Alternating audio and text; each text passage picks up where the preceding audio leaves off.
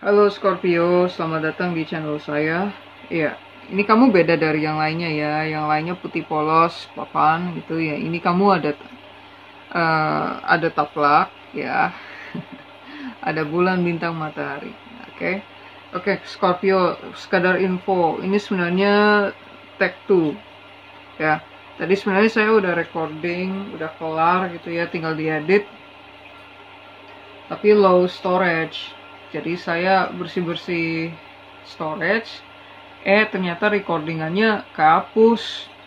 Ya udah, ini saya recording ulang gitu. Nah, Scorpio, ini kamu cuma punya segini ya, dan kita nggak pakai tarot tadi, tapi adanya segitu segitu doang sih. Tapi saya janji ini bakal bagus banget readingannya ya. Ini encouraging banget ya. Dan saya harap kamu bisa merasa terbantu dengan informasi yang diberikan oleh alam semesta kepada kamu melalui video ini. Oke, langsung aja Scorpio. Ini adalah energi di bulan Agustus buat kamu ya. Sing along. Let's sing with the rhythm of God. Literally maksudnya kan kita menyanyikan lagu bersama Tuhan ya, bernyanyi bersama Tuhan.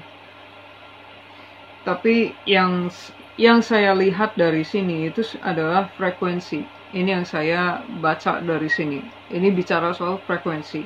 Selaraskan frekuensi kamu dengan frekuensi Tuhan.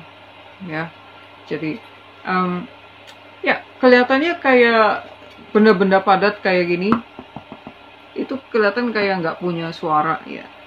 Padat gitu, nggak ada suaranya. Ya. Kecuali kalau kita ketokin di sini baru ada suaranya. Tapi percayalah, sebenarnya semua benda di dunia ini itu adalah gelombang, itu adalah frekuensi ya. Coba kamu telisik di YouTube deh, cari di YouTube, ketik can we hear sound, can we hear color, bisakah kita mendengar warna. Kemudian coba cari ambience planet Jupiter, ambience planet Saturnus, itu ada di YouTube ya. Nah, ini artinya apa? Artinya sekalipun mentang-mentang ini keras, dia adalah frekuensi. Frekuensi itu adalah sesuatu yang kayak kita nggak bisa lihat gitu ya. Itu adalah termasuk sesuatu yang kita nggak bisa lihat tapi ada, sama kayak gravitasi ya. Nah, di sini ketika Tuhan mengajak kita untuk yuk selaraskan frekuensi kamu dengan frekuensi saya, itu maksudnya adalah ya, naikkan vibrasi kamu jadi selaras dengan vibrasi Tuhan ya. Mungkin di bulan-bulan sebelumnya kamu sudah jalan-jalan ke sana ke sini gitu, dan kamu mengalami beragam banyak arah rintangan, sehingga akhirnya kamu siap untuk naik vibrasi ya, menjadi lebih dekat dengan Tuhan ya. Kemudian pesannya adalah leadership. It is time for you to assume your leadership power and position and lovingly guide others. Oke. Dan ini masih nyambung dengan pesan ini, frekuensi Tuhan ini. Nyambungnya itu adalah gini. Leadership ini kan kayak jadi orang yang ya kita ngelihatnya secara dangkal ya, jadi orang yang nomor satu ya, yang dijunjung gitu ya. Tapi sebenarnya leadership ini adalah orang yang memimpin, orang yang berjalan paling depan, bukan karena dia orang paling penting, tapi karena dia yang tahu bagaimana cara berjalan di jalan yang sedang kalian tempuh ya. Ini termasuk ini nggak hanya melulu soal lelaki ya. Saya tahu lelaki banyak tuntutan. Kadang-kala masyarakat menuntut lelaki harus menjadi alfa, lelaki harus menjadi pemimpin ya. Ya, perempuan nggak perlu jadi pemimpin. Saya kurang setuju, karena menjadi pemimpin itu sebenarnya adalah tugas masing-masing dari kita ya. Saya nggak peduli kamu laki, perempuan, bencong, kamu bisa jadi pemimpin, dan kamu harus jadi pemimpin. Saya nggak peduli ada berapa miliar manusia di dunia ini. Mungkin ada 9 miliar Tapi 9 miliar itu harus bisa jadi pemimpin. Nah, pemimpin apa yang saya maksud? Coba bayangkan, misalnya kamu punya pemimpin, kamu tinggal di sebuah pulau yang dihuni oleh suku kecil, ya. Di suku itu ada pemimpinnya. Pemimpinnya ini nggak bisa memimpin diri sendiri, ya. Nggak bisa memimpin diri sendiri itu kayak gini. Dia tahu merokok itu salah, tapi karena itu enak, jadi dia terus lakukan. Ya, gimana mau berhenti, jangan enak. Ya, kalau saya merokok udah kebiasaan. Kalau saya berhenti, saya bingung mau ngapain. Ya udah, saya ngerokok aja. Kamu tahu nggak itu menyakitkan bagi badan kamu? Tahu. Kenapa masih terus dilakukan? Ya, karena enak. Karena saya mau. Karena saya nggak tahu cara berhenti. Perhatikan kata ini. Saya nggak tahu cara berhenti. Itu artinya apa? Artinya orang ini nggak bisa memimpin dirinya sendiri untuk memilih pilihan yang sehat bagi masa depan dia. Ya, kamu bisa nggak percaya pemimpin yang seperti ini? Ya, agak meragukan kan? Kamu memimpin diri sendiri saja masih belum bisa. Kenapa kamu mau memimpin kita? Kamu mengurus diri sendiri saja belum bisa. Tapi kenapa kamu mau ngurusin kita? Ya kayak gitu kan kita mikirnya kan. Nah, ini adalah ajakan bagi semesta. Sebelum kamu siap untuk memimpin orang lain, ya, misalnya kamu membuat keluarga, kamu jadi pemimpin bagi istri dan anak-anak kamu. Sebagai seorang istri, kamu juga jadi pemimpin bagi, ya mungkin ada suami yang maunya dipimpin, mungkin, dan anak-anak kamu. Bebas, ya. Sebelum kamu menjadi pemimpin, kamu harus bisa memimpin dirimu sendiri. Sebelum kamu ingin memimpin orang lain, kamu harus bisa memimpin dirimu sendiri. Untuk itulah kita ada 3 kartu ini, ya, untuk menjelaskan hal-hal di mana kita harus bisa memimpin diri sendiri, ya. Kartu yang pertama adalah Gold Digger, ya. Gold Digger ini adalah orang-orang, biasanya perempuan, tapi laki-laki juga banyak, ya. Orang-orang yang mencintai seseorang karena uangnya, ya. Tapi dia tahu uangnya ini nggak bakal datang ke dia kalau yang punya uang ini nggak mencintai dia, ya. Jadi orang-orang ini dia berpenampilan menarik agar orang yang punya uang itu bisa tertarik pada mereka, lalu memberikan uang mereka untuk orang ini, gold digger ini, ya. Fisiknya nggak penting, kualitasnya nggak penting, karakternya nggak penting. Yang penting duitnya ada nggak, dan dia mau berbagi duitnya sama saya nggak. Nah, ini mindset gold digger, ya. Nah, kenapa ini bisa terjadi? Ini bisa terjadi, percaya nggak percaya ya, karena masyarakat yang awalnya dari masyarakat yang patriarki. Loh, jangan protes dulu, nih saya jelaskan ya. Di masyarakat yang patriarki, kepala keluarganya itu cuma satu, laki-laki. Ya, maka dari itu lelaki harus bekerja, perempuan di dapur memasak, ya, tinggal terima duit dari laki-laki. Itu berarti lelaki tuntutannya, harga dirinya itu ada di duitnya, ya. Nah, saya nggak mengatakan sistem ini buruk, tapi belakangan ini saya menurut pengamatan saya ya, orang-orang sudah mulai membawa-bawa ego ke dalam sistem yang sebenarnya bagus ini, ya. Jadi ini kan sistem kerjasama loh, hierarki. Ya, semua sistem bagus asal diterapkan dengan benar, ya. Pada hakikatnya sistem ini itu mengajarkan seorang lelaki untuk tahu tanggung jawab, agar lelaki bisa menjadi pelindung bagi keluarganya, agar lelaki itu tangguh, tahan banting, dan bermental baja, ya, dan bisa jadi contoh bagi anak-anaknya, pelindung bagi istrinya, ya. Itu adalah idealnya, ya. Dan ini bisa terjadi kalau orang yang menganut paham ini itu dia menjalaninya dengan kesadaran dan landasannya cinta kasih, ya. Jadi kalau kamu memang sayang sama istri kamu nggak perlu diancam agar kamu bisa bertanggung jawab terhadap istri kamu atau anak-anak kamu, ya. Tapi ketika seseorang menganut paham ini dengan egonya, apa yang terjadi? Dia hanya akan memandang di harga dirinya sebesar uang yang dia punya, ya.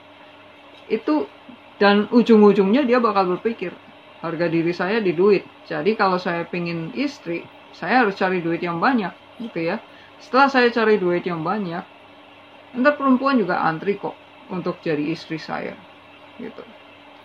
Dan ketika saya sudah punya satu, saya bosan, saya bisa ceraikan ini, lalu cari istri lain. Saya tinggal pilih kok, duit saya banyak, pasti banyak yang mau. Mana mungkin gak ada yang mau, ya. Nah, itu yang terjadi kalau seseorang menganut paham patriarki ini dengan ego, ya. Dia tidak lagi menjadi pelindung, tapi dia mengabuse power yang dia miliki, ya. Kenapa saya bilang abuse? Karena ini menyakiti istri yang dia ceraikan hanya karena dia menemukan istri lain yang lebih cantik, ya. Itu soal gold digger, ya. Ini masih nyambung dengan kartu berikutnya, yaitu goodbye, ya. Goodbye ini apa? Maksudnya goodbye ini adalah ini, ya. Jadi berhubung laki-laki yang menganut paham patriarki dengan egonya ini menggantungkan harga dirinya di materinya, ya, harta miliknya, duitnya, rumahnya, mobilnya, motornya, ya, dikit di ATM-nya, ya. Ketika itu semua diambil dari dia, ya, katakan saja, ya, tahu-tahu ada bencana krisis moneter seperti tahun 98. Tahu-tahu kayak ada corona 2 tahun lalu. Bisnis semuanya hancur secara mendadak. Ya, terjadi perubahan dinamika sosial sehingga bisnis yang dia jalankan tidak lagi relevan dengan situasi yang terjadi saat ini sekarang. Apa yang terjadi? Hartanya meninggalkan dia, rumahnya meninggalkan dia, mobilnya meninggalkan dia, motornya harus dijual, ya. Mungkin dia sakit lalu dia hampir kehilangan nyawanya, terus dia sadar, wow, kenapa uang saya tidak bisa menyelamatkan saya, ya? Kan? Di kasus lain mungkin dia nggak kena corona, tapi dia kehilangan semuanya, ya. Karena dulu dia mencari istri, bermodalkan duit dia, yang penting duit ada, istri pasti dapet. Ya, kemudian dia menikah, lalu ada corona, lalu dia kehilangan istri. Karena duitnya meninggalkan dia, istrinya juga meninggalkan dia. Karena istrinya mau sama duitnya. Istrinya mau sama duitnya karena apa? Karena ketika dia mencari istri, dia menjual duitnya. Harga dirinya ada di duitnya. Itu sebabnya dia akan menarik perempuan-perempuan yang suka sama duitnya. Perempuan-perempuan yang mengincar duitnya. Ya, ketika itu semua meninggalkan dia baru nyadar, oh ternyata harga diri saya ada di duit, ada di rumah, ada di mobil. Tanpa itu semua saya bukan siapa-siapa. Tanpa itu semua saya tidak berharga, saya tidak bernilai, ya. Saya nggak nonton Avenger, tapi saya pernah melihat ada klip cuplikan di mana Spider-Man, yaitu Tom Holland, ngobrol sama Tony Stark. Dan kelihatannya sih lagi kayak konflik gitu, ya. Nah, intinya gini, Tony Stark nyuruh Spider-Man untuk melepas kostumnya. Lepasin lu kostum. Tapi Spider-Man nggak mau. Kenapa dilepas? Tanpa kostum ini saya bukan siapa-siapa. Tony Stark ngomong lagi, kalau kamu bukan siapa-siapa tanpa kostum itu, lepas kostumnya. Gitu. Pesannya dari adegan itu adalah, jangan menggantungkan harga diri kamu kepada sesuatu yang bisa meninggalkan kamu, ya. Mungkin pada saat ketika kamu sudah ditinggalkan semuanya, ya, ketika itu semua terjadi, kamu baru sadar yang tidak akan pernah meninggalkan kamu adalah dirimu sendiri, jiwamu sendiri. Itu yang kamu punya. Jadi kesimpulannya apa? Kesimpulannya, letakkanlah harga dirimu pada hal yang tidak akan pernah meninggalkan kamu. Ya, saya tahu kamu pasti akan ngomong, saya akan meletakkan harga diri saya di Tuhan. Jiwa kamu itu adalah bagian dari Tuhan. Bagian kecil. Kamu tahu bunga dandelion, ya? Bunga dandelion itu adalah Tuhan, dan kepingan-kepingannya yang terlepas dari dandelion itu adalah kamu. Itu cara saya membayangkan Tuhan dengan kita, ya. Seperti itu. Kita adalah bagian kecil dari Tuhan, yang terlepas jatuh ke bumi kemudian menjadi manusia. Untuk mengalami apa itu hidup bersama dengan ego, ya. Nah, kemudian pesan terakhir, no regrets, I have choices. Ya.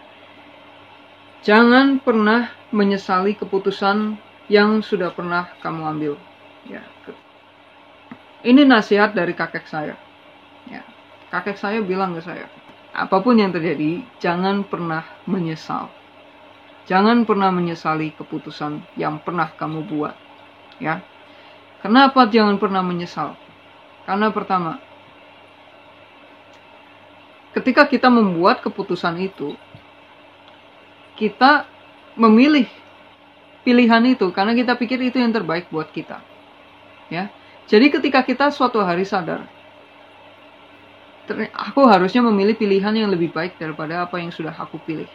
Seperti itu, kita mendapatkan ilmu.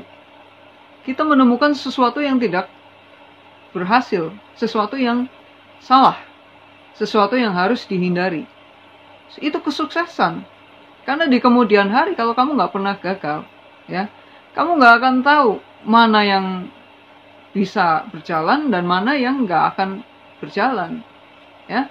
Itu berarti apa? Berarti kamu menang, kamu masih menang, nggak perlu menyesal, ya nggak? Alasan yang kedua, kenapa kita tidak boleh, kenapa kita sebaiknya jangan pernah menyesali keputusan yang pernah kita ambil, adalah karena pada saat kita memutuskan untuk memilih pilihan tersebut, kita sudah sadar akan risikonya. Ketika saya memilih pilihan A, risikonya bla bla bla, pilihan B, risikonya bla bla bla. Tapi saya tetap pilih pilihan A dengan risiko yang bla bla bla, karena saya pikir ini yang terbaik buat saya. Karena saya pikir saya layak mendapatkan pilihan A. Ketika di kemudian hari saya merasa pilihan ini adalah kesalahan, kenapa saya harus menyesal? Kan ketika memilih pilihan itu saya sudah sadar risikonya. Dan ketika risiko itu benar-benar terjadi sekarang, kenapa saya menyesal? Ini jadi kayak kita itu mengatakan kepada semesta bahwa kita tidak layak untuk mendapatkan kebahagiaan yang kita pilih pada saat kita memilih pilihan tersebut. Ini kalau pilihannya itu kayak saya dapat gaji, saya baru gajian, lalu saya berpikir, ya selama ini kan saya makan mie rebus, jadi sekali-kali saya ingin makan burger yang enak itu, steak yang enak itu, sesekali memanjakan diri, ya. Ketika kamu memilih makan itu, kemudian di akhir bulan kamu kekurangan uang, lalu kamu ingat kembali, kalau waktu itu uang yang aku pakai buat beli steak itu aku simpan, mungkin aku nggak akan kelaparan sekarang. Kamu berpikir begitu ya. Tapi coba dipertimbangkan kembali deh. Mungkin saat itu kamu nggak jadi beli steak. Dan kamu masih punya misalnya uang 100.000 yang kamu pakai untuk makan steak. 100.000 itu kemungkinan besar akan kamu pakai untuk hal lain. Dan kamu masih menyesali itu di akhir bulan. Ngerti nggak maksud saya? Mungkin kamu nggak beli steak, tapi kamu beli benda lain yang senilai steak itu. Dan kamu tetap menyesal. Ya. Jadi, ketika kamu menyadari, kamu salah pilih. Ya. Kamu akan mendapatkan ilmu. Iya, jadi kayak kita menemukan solusi bagi situasi tersebut. Ini pernah terjadi pada saya ketika saya itu lagi pertama-tama kerja, ya. Kerja, pertama kali dapat duit gitu. Wah, saya senang banget. Saya langsung jalan-jalan, beli ini, beli itu, makan ini, makan itu gitu. Sampai akhirnya 1 minggu terakhir di akhir bulan, 1 minggu akhir bulan itu, kalau saya pergi ke supermarket, saya belanjanya multivitamin, terus mie instan, dan obat mah. Ya, jadi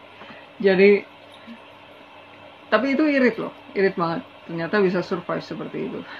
Dan ada kalanya malam-malam saya saya merasa lapar banget. Lalu saya mengais-ais benda-benda, mengais-ais tumpukan di lemari saya, lalu saya menemukan receh. Saya kumpulkan, wah ternyata ada 12.000, seneng banget saya. Langsung saya beli nasi goreng. Dan rasanya itu enak banget, karena saya sangat lapar. Ya, saat itu saya merenungkan, kalau waktu itu saya nggak makan beef panini yang harganya kemahalan itu, mungkin saya nggak akan kelaparan sekarang. Saya mikir begitu. Lalu ya ada penyesalan kan. Akhirnya saya berpikir, ya udah lain kali berarti dengan gaji saya yang sekian, saya belum waktunya makan beef panini. Ya, mungkin saya beli sesuatu yang rasanya mirip-mirip tapi lebih murah gitu. Yang penting ya seenggaknya saya belajar bagaimana cara menyesuaikan diri dengan gaji yang saya terima saat itu. Kalau saya nggak pernah membuat keputusan yang salah ini, apakah saya akan belajar bagaimana cara memanage uang? Apakah saya akan belajar apa yang benar dan apa yang sebaiknya tidak dilakukan? Saya tidak yakin. Kalau saya tidak pernah membuat kesalahan, mungkin saya tidak akan pernah menjadi lebih bijaksana daripada sebelum saya membuat kesalahan. Ya, jadi apapun yang terjadi, jangan pernah menyerah. Lagi-lagi menyerah ya. Apapun yang terjadi, jangan pernah menyesal karena keputusan yang salah. Kalau kamu belajar dari keputusan yang salah, kamu akan menjadi lebih bijaksana.